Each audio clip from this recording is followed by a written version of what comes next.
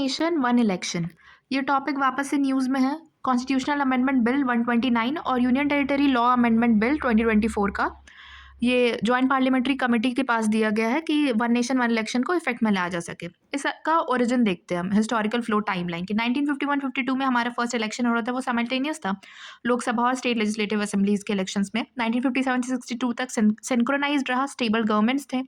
फिर 1967 से 69 में ब्रेक डाउन हुआ, संयुक्त विधायक दल बिहार में रीजनल पार्टी जैसे आया, वैसे ही और सारे स्टेट्स में भी, साउथ के स्टेट्स में भी रीजनल पार्टी का इमर्जेंस हुआ।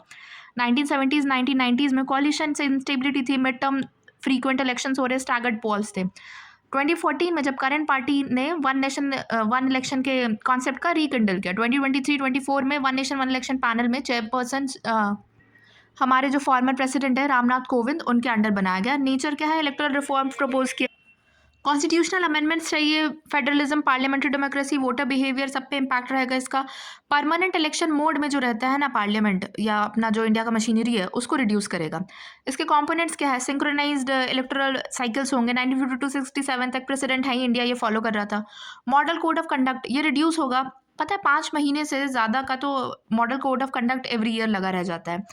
फिर इलेक्टोरल कॉस्ट रैशनलाइजेशन होगा, ये एक डेटा है कि अराउंड लोकसभा 2019 के इलेक्शन में 60,000 करोड़ रुपीस से ज़्यादा खर्च हो गया था। एडमिनिस्ट्रेटिव एफिशिएंसी आएगी, जो सिक्योरिटी फोर्सेज, टीचर्स, ऑफिशियल्स सब बिजी रहते हैं इलेक्शन कराने में, वो अपने काम पे फोकस कर पाएंगे, क्विकर पॉलिसी डिसीजंस हो पाएंगी। पॉलिसी कंटिन्यूटी होगी कि फ्रीक्वेंट इलेक्शंस इनकरेज करता है शॉर्ट टर्म पॉपुलिज्म, ये फ्रीबीज और रेवड़ी कल्चर को। फिर इंफ्रास्ट्रक्चर और वेलफेयर पे ध्यान दिया जाएगा। सिग्निफिकेंस क्या है, गवर्नेंस एफिशिएंसी इंप्रूव करेगा, इलेक्शन एक्सपेंडिचर रिड्यूस होगा, एडमिनिस्ट्रेटिव स्टेबिलिटी आएगी, यूनिफॉर्म पॉलिसी डिसीजंस होंगे, तो कैंपेन कॉस्ट को सेट करेगा, फिक्स करेगा ये, और प्रिडिक्टेबल गवर्नेंस थोड़ी आ पाएगी।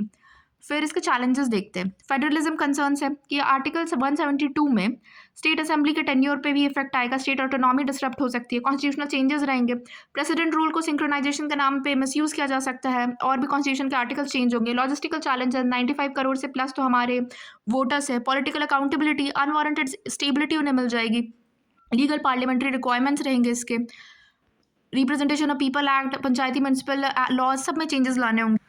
की रिकमेंडेशंस है NITI Aayog, election commission, law commission, high level committee, जो ये सबके बस यही है कि फेज्ड मैनर में, फेज्ड वाइज सिंक्रोनाइजेशन लोकसभा और असेंबली के टेन्योर्स का इलेक्शंस का हो पाए।